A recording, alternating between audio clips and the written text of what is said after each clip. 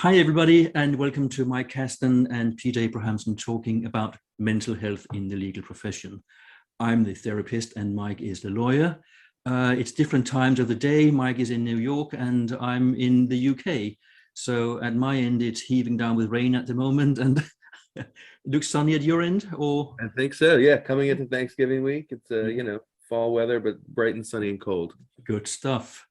One of the things that you and I have been talking about for a while, and we thought, let's just spread this out and see if we can get some opinions on this, is are graduates, law graduates, when they come out of university, college, whichever the terminology is, are they already damaged goods?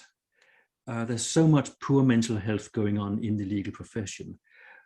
But do graduates actually start out already feeling bad about themselves, and why? Yeah, I mean, I think it's a provocative title, but I think a really important topic. And I've been spending a lot of my time speaking with law students and at law schools lately. I've been at NYU and New York Law School and UConn Law School and Quinnipiac, and others scheduled. And in some ways, I think that generation is miles ahead of our generation in terms of doing better on these issues and focusing on these issues and being, valuing mental health and wellness and caring about creating cultures that are healthier. But also at the same time, law school is a really stressful place still.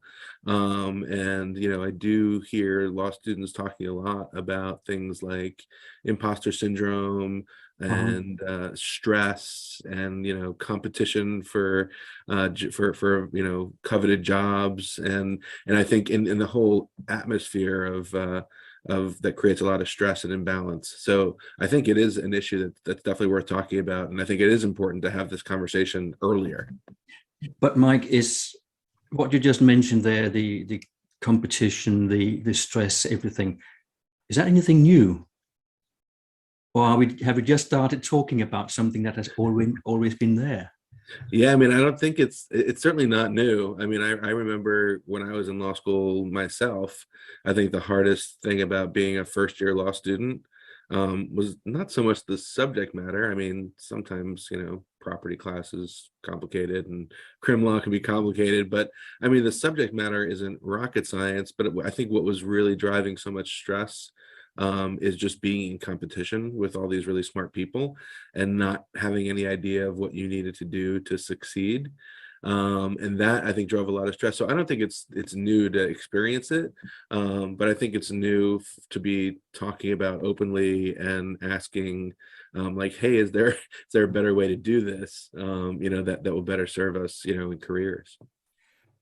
I just think if you come out from law school, new graduate, you're already anxious, you're already afraid that you won't be able to stack up to expectations, that you come into an old school law practice where those fears and concerns are just being reinforced and yeah, said, well, yeah, okay, this is what it is. Actually, do I really want to be a lawyer? That's a bit sad, isn't it? Yeah, I mean, it is interesting, when because I think what makes people good and interesting and good at their jobs is kind of their diversity and authenticity and having different experiences. But I think, especially when someone's going into work in a big law firm and coming out of law school, and a lot of what you learn in any job, you kind of learn by doing, right? Mm-hmm. But you go in and in the beginning, you're gonna do document review and do legal research and sort of but if you come in and you're just kind of like a cog, it's not a great feeling. And so to me, it's on the one, I come back to this duality.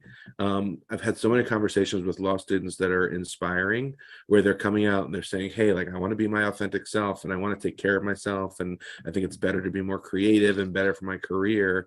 But then on the other hand, we still have like this sort of all this stress, and we still have the work world, coming into the workplace and not knowing what it takes to succeed, and having big expectations placed on us, and not always having an environment that is necessarily going to stop and think and teach you about how to take care of yourself. They're just going to give you work.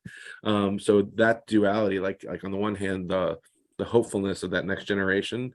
And I'm happy to share some like really inspiring conversations I've had with people where I'm like, wow, when I was in law school, I never thought about it that way.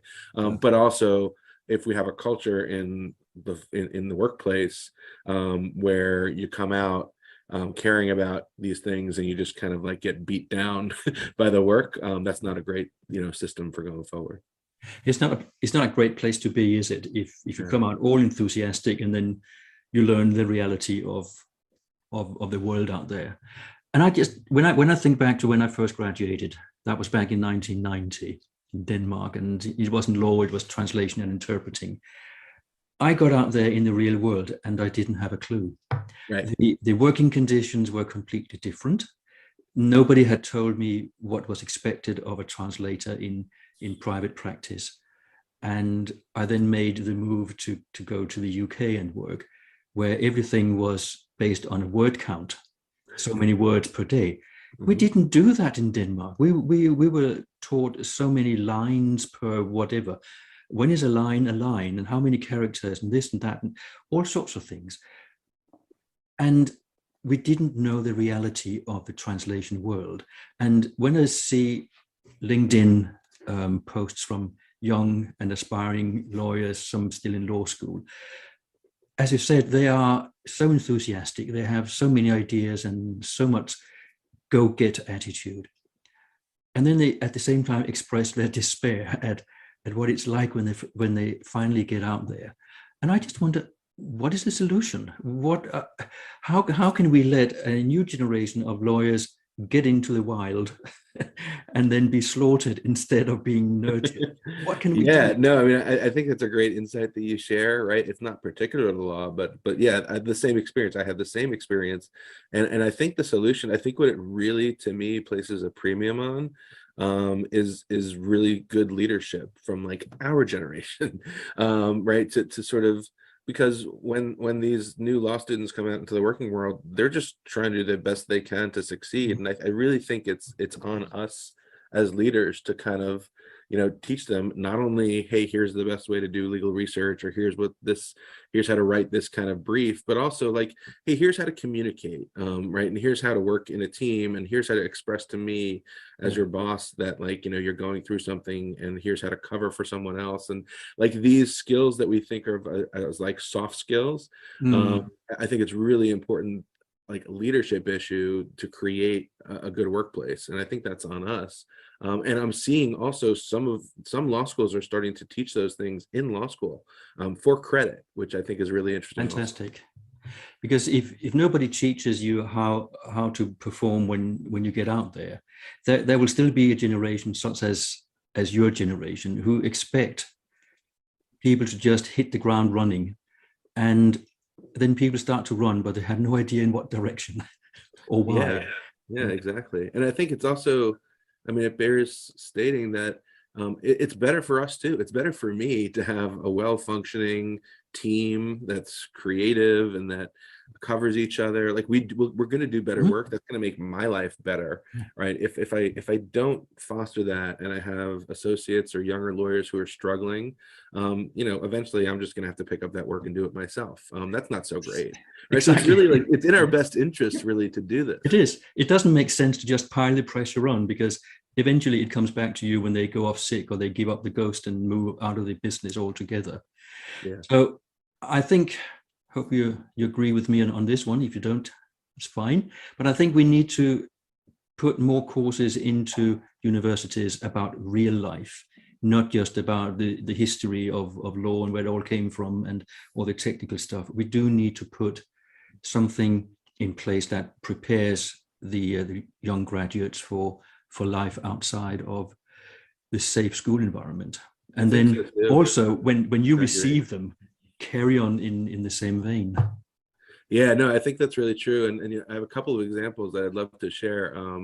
of courses that, you know, that are doing that, because I think it's really neat. And some people say, oh, like, well, why are we teaching this in law school? What does it have to do with anything? But I think they're really important, and they're being taught as sort of leadership development or professional development courses. Mhm. So, you know, I'm in a course where, you know, every week I meet with 4 students, and we talk about a different theme of mental health, and we share stories about ourselves. Perfect. And I never did that in school. And I mean, to go through a semester, and listen, I've gotten as much or more out of that course than the students have, but to be able to do that, you know, in a continuous way, and be able to articulate and have those conversations and think about those issues, I think it's going to make you so much more of a successful lawyer, so much more so than almost any substantive thing that I could teach you. Yeah. I think you're right, Mike, and it's so great to hear that at least you are out there talking to students in law schools. So let's hear what other people think who have been watching this, and hopefully we get lots of comments. Thank you for watching, and we'll be back shortly with another topic about mental health in the legal profession. Take care. Thanks for watching.